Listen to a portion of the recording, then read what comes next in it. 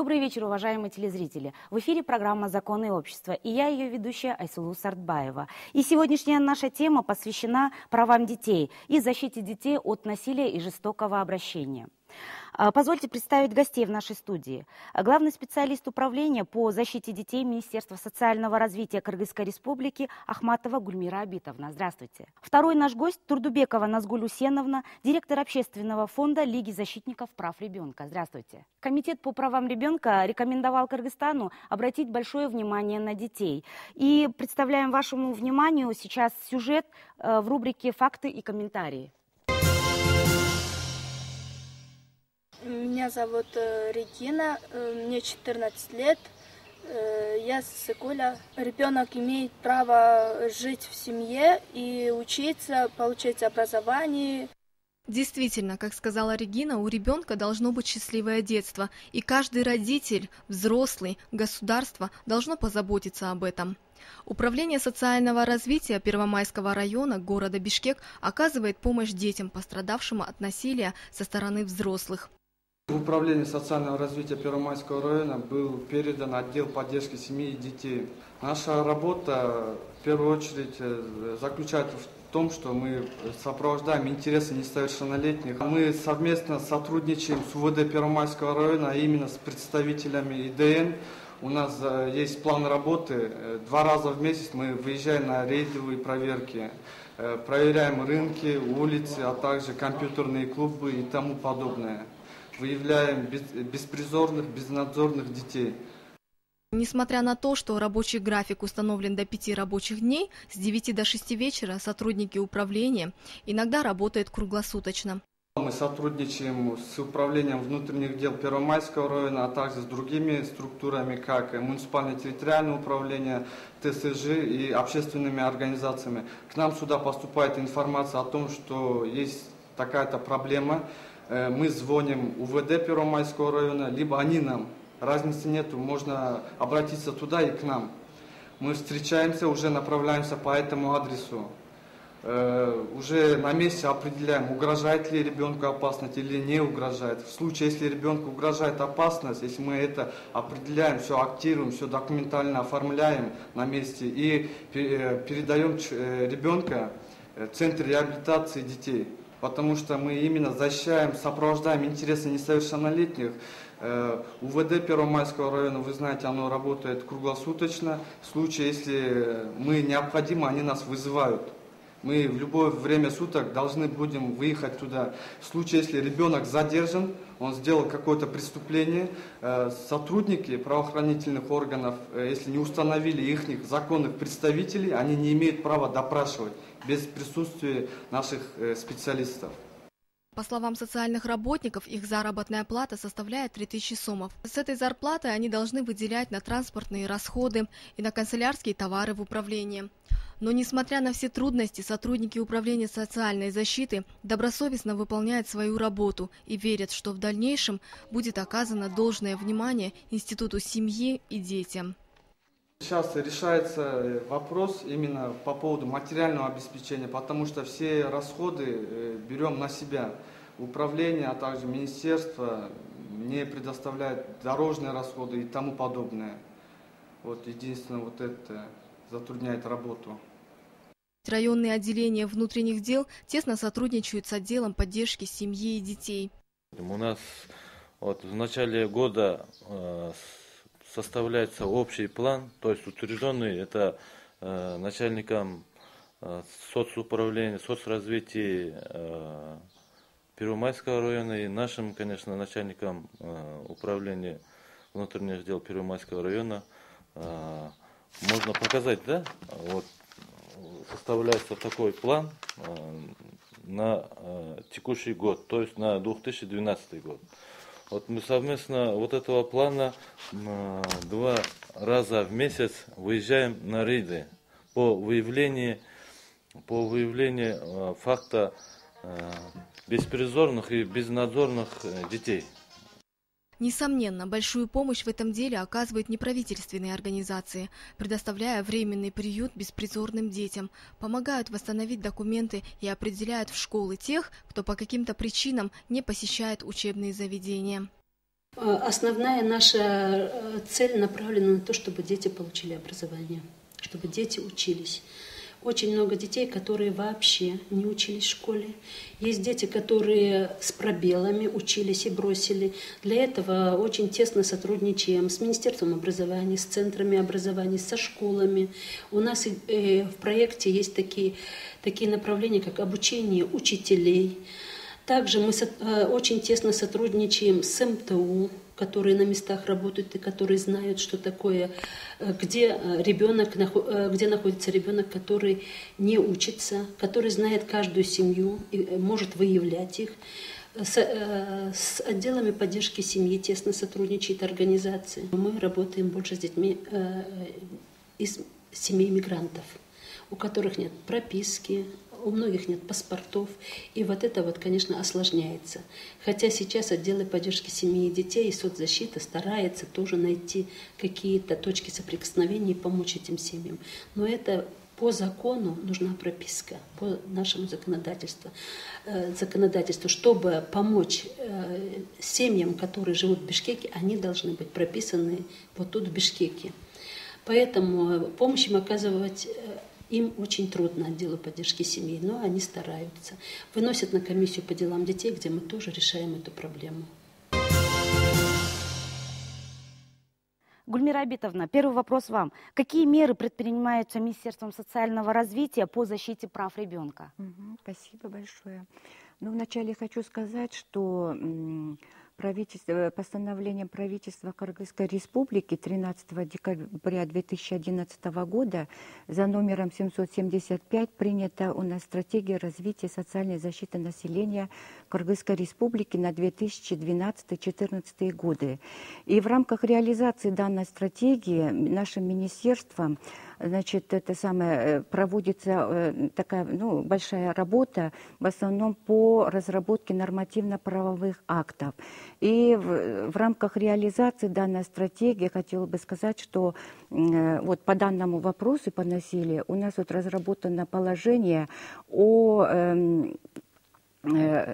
центрах по оказанию помощи семьям и детям, подвергшимся семейному насилию. В настоящее время, согласно регламенту работы правительства, данное положение у нас находится, в министерстве, на согласовании в министерствах и ведомствах. Я думаю, что принятие данного положения урегулирует работу вот этих данных наших центров. Дальше в рамках данной стратегии у нас, планируется создание реабилитационных кризисных центров для семей и детей, подвергшихся насилию, а также семей и детей, находящихся в трудной жизненной ситуации. В рамках данной стратегии у нас, будет введена служба телефона доверия.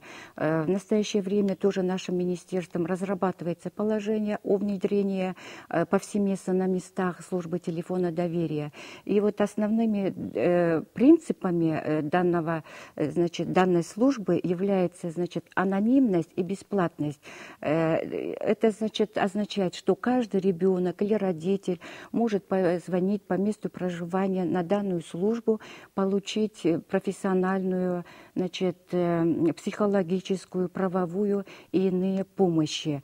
И вот введение данного механизма, я думаю, это будет такой хороший рычаг для предотвращения суицидиальных, суицидиальных настроений детей, подростков. Ни для кого не секрет, у нас в последнее время особенно, такая тенденция, очень много проводится суицидов среди несовершеннолетних детей. И данная служба поможет также предотвратить семейное насилие, проводить профилактическую работу и, защищать детей. Вот как мы видели из сюжета, гражданский сектор тоже приносит очень большой вклад, именно в защите детей, пострадавших от насилия. И скажите, пожалуйста, Назгуль Усеновна, на самом деле, какова ситуация? Действительно, в Кыргызстане на сегодня идет тенденция к увеличению насилия в отношении детей. как малолетних, так и несовершеннолетних. Это происходит как в открытых учреждениях, так в семье, так и в закрытых учреждениях. Одним из причин увеличение такой тенденции – это отсутствие профилактики. То есть, когда местные органы самоуправления на первичном своем уровне не всегда своевременно выявляют эту семью, в которой происходит насилие, и вовремя не перенаправляют эти случаи в вышестоящие инстанции. И хочу сказать, что в городе Бишкек на сегодня совместно с мэрией города Бишкек и при поддержке ЮНИСЕФ и создан значит, специальный центр помощи детям, подвергшимся насилию и жестокому обращению. И при данном центре работают мобильные команды в каждом районе города Бишкек. Поэтому на сегодня любой житель может позвонить города Бишкек, позвонить на номер этого центра. И если есть экстренная такая необходимость оказать помощь ребенку, который подвергается насилию, то эти службы выезжают. Я хочу сказать, что значит, в закрытых учреждениях на самом деле у нас это очень большая проблема, потому что, во-первых, закрытые учреждения, детские дома, интернаты, они увеличиваются, но в то же время у нас государственный контроль, мониторинг и оценка, что же происходит в этих учреждениях, она, значит, неэффективна. Поэтому мы говорим о том, что до тех пор, пока государство у нас будет уделять внимание и акцент на то, что нужно увеличивать детские дома, у нас насилие так и будет оставаться. Во всем мире с насилием в детских домах не смогли преодолеть эту проблему, потому что это, скажем, очень большая проблема. Да?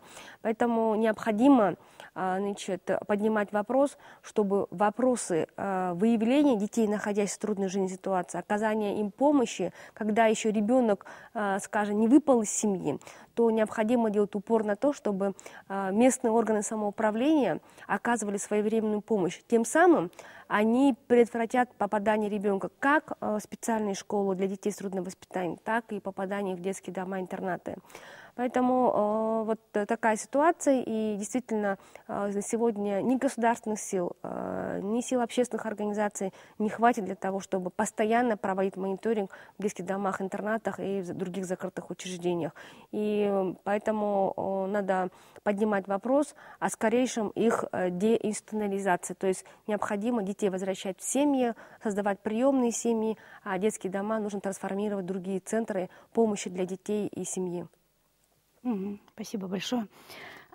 И вот сегодня также мы видели из сюжета, что действительно заработная плата – это является одна из проблем, да, для работников социальной службы. Это очень тяжело на сегодняшний день прожить на 3000 сомов заработной платы. И что вы можете сказать об этом, Гульмира Абитовна? Есть ли какая-нибудь информация, что будет дополнительное финансирование со стороны государства?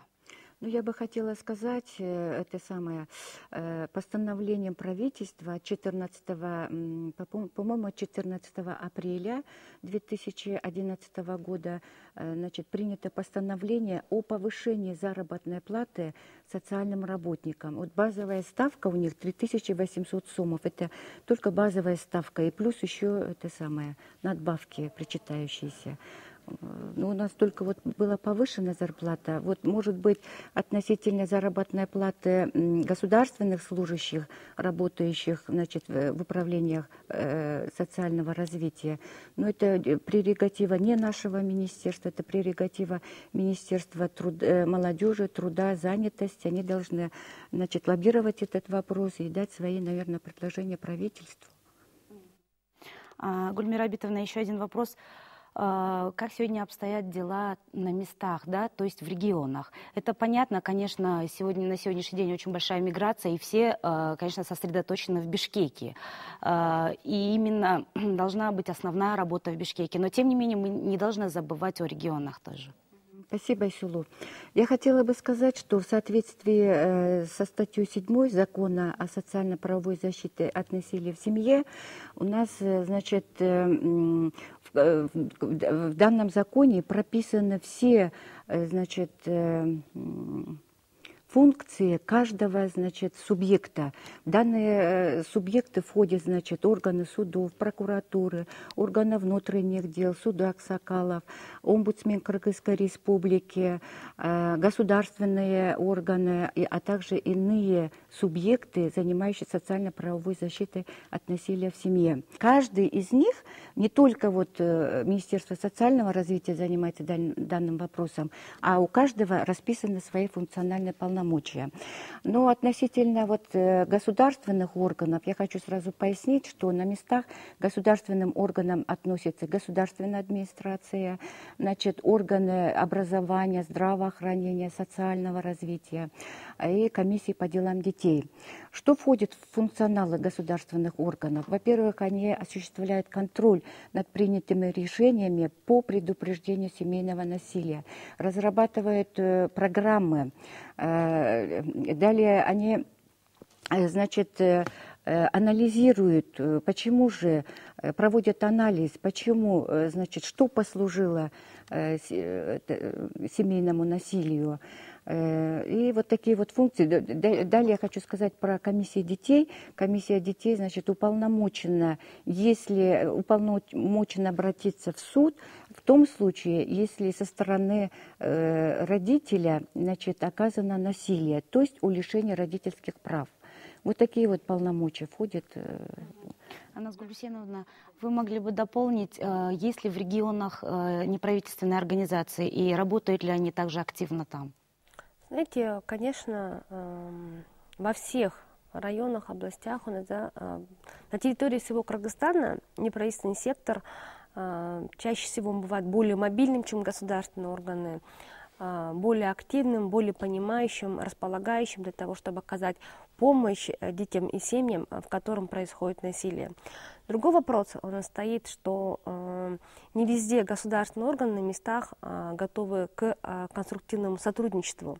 На сегодня мы понимаем, что если будет отсутствовать сильное государственное управление и качественное предоставление услуг, и самое главное, чтобы эти услуги были вне коррупции, то это будет проблематично вообще оказать помощь. Поэтому эффективная помощь возможна только тогда, когда, скажем, на местах будет в первую очередь сильная государственная власть.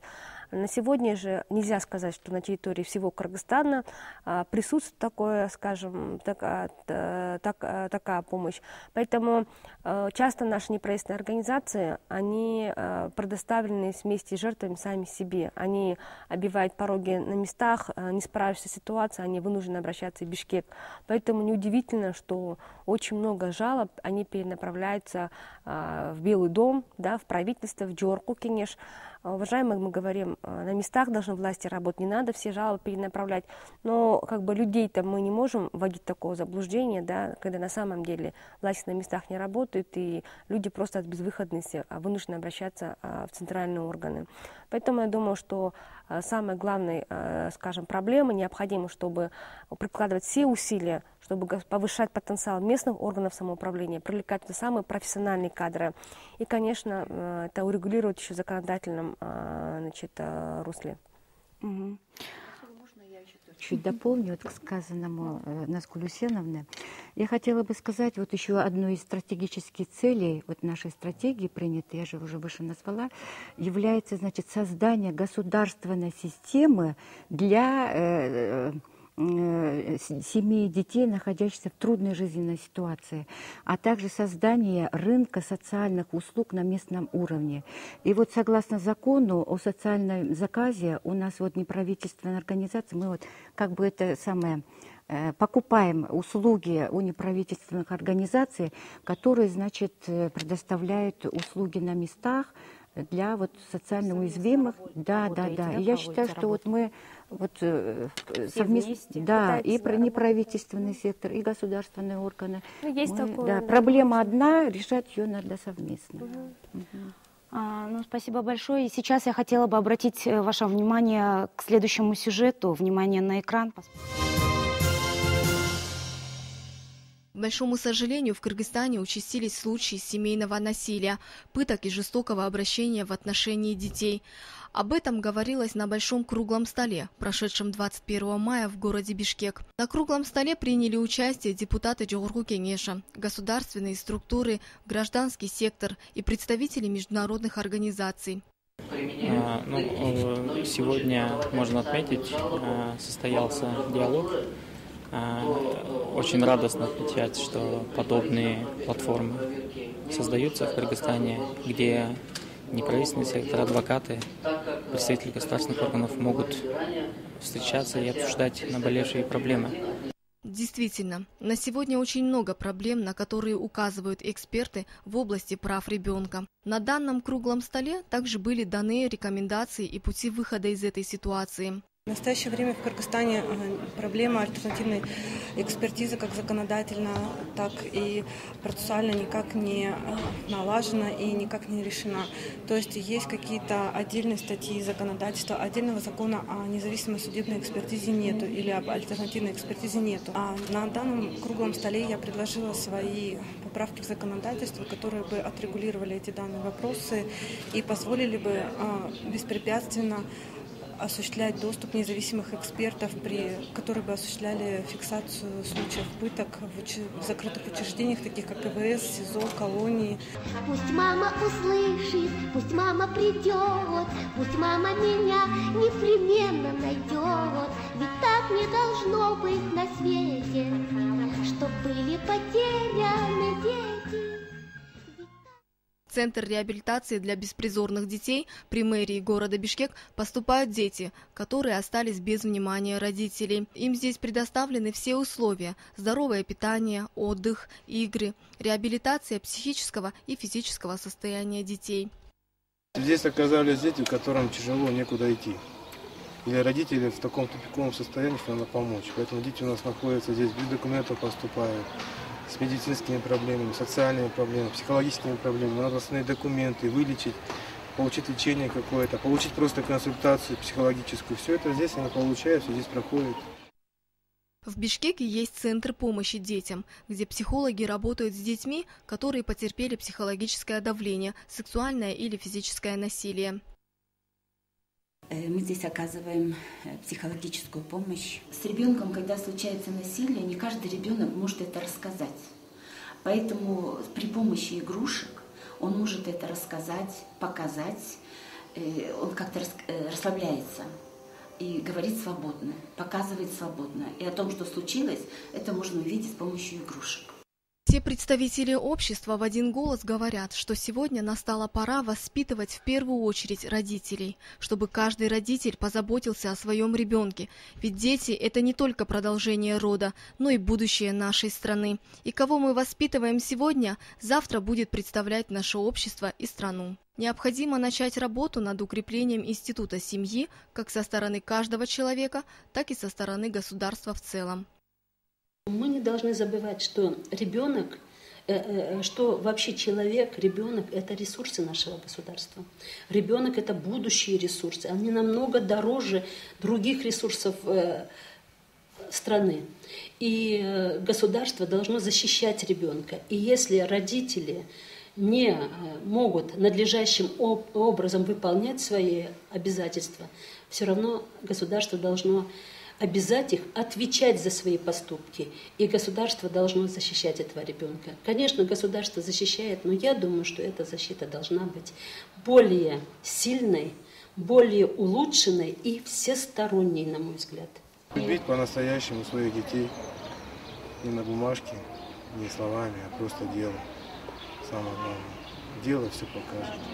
Ну и совет родителям мне бы хотелось дать такой, чтобы они не забывали, что это их дети, что они родители, и что мы вместе несем ответственность. Конечно, трудно им, я понимаю, но вместе, сообща, мы можем решить эту проблему, и мы сделаем все для того, чтобы дети жили в семье. Мы в этом их поможем. Родителям надо побольше говорить с детьми, знать, что он делает, где он бывает, как он разговаривает, что он чувствует. Это самое главное для развития и воспитания ребенка. И тогда нам не придется беспокоиться о будущих сотрудниках правоохранительных органов, медицинских работников, противопожарной службы, так как вот они наши будущие защитники. Я больше хочу стать психологом. Я хочу стать доктором. Я хочу стать милицией. А я хочу доктором. Я хочу стать сотрудником центра. Меня зовут Виталик, я хочу стать милиционером. А почему? Нравится будет. За наше внимание, любовь, хорошее воспитание, преданность наши дети поднимут широко раскрытые, счастливые глаза и с улыбкой скажут нам: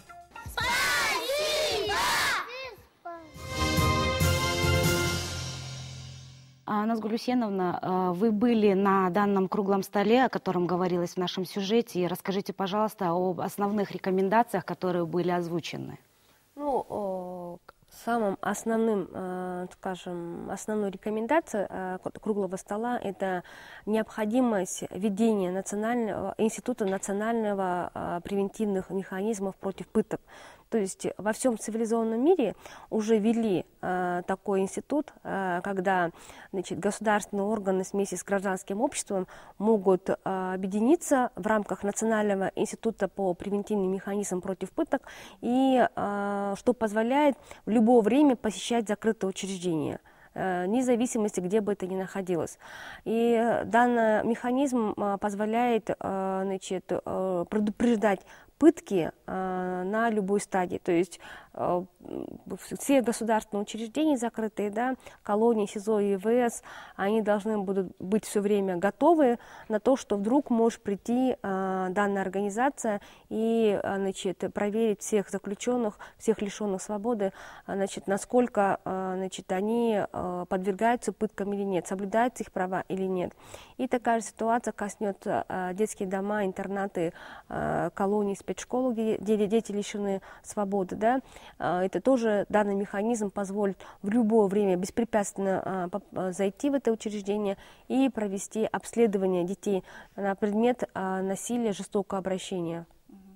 Гульмира Абитовна, на сегодняшний день какие существуют механизмы, да, и по пресечению предупреждению, да, насилия в семье в отношении детей? Механизмы, как я сказала выше, согласно 7 статье Закона о социально-правовой защите от насилия в семье, существуют временно охранные ордеры и судебные охранные ордеры. И в заключение хотелось бы спросить вас, что вы пожелаете нашим родителям, детям накануне праздника Дня защиты детей? Я желаю всем родителям, взрослым людям, детям, чтобы они никогда не оставались в стороне, если они становятся свидетелями насилия, обращались в наши организации и получали вовремя консультацию, потому что каждый час промедления в таких случаях он может стоить необратимых последствий. Поэтому, пожалуйста, не будьте равнодушными. Во-первых, хочу сказать, что семья – это самое ценное, что у нас есть. Ее надо беречь, охранять, как зеницу ока. Хотела бы пожелать, чтобы в семьях не было никогда таких насилий, не было никаких таких отрицательных каких-то тенденций. И самое главное, Самое главное – здоровье всем, и детям, и родителям, и чтобы процветало наше государство. Спасибо вам тоже, что пришли сегодня на нашу передачу, несмотря на ваш плотный график работы. И желаем вам удачи в этом нелегком труде. Спасибо, что вы у нас есть, что вы защищаете наших детей, наши права. Сегодня напомню, что в студии у нас были гостями главный специалист управления по защите детей Министерства социального развития Кыргызской Республики Ахматова Гульмира Абитовна и Турдубекова Назгуль Усеновна, директор общественного фонда Лиги защитников прав ребенка. Спасибо вам большое. Зная свои права, вы можете защитить себя и своих близких. В эфире была программа «Законы и общество», и я ее ведущая Айсулу Сартбаева. Пишите нам по адресу Молодая гвардия 59, и полную информацию вы также можете получить на сайте Министерства юстиции Кыргызской Республики. До новых встреч!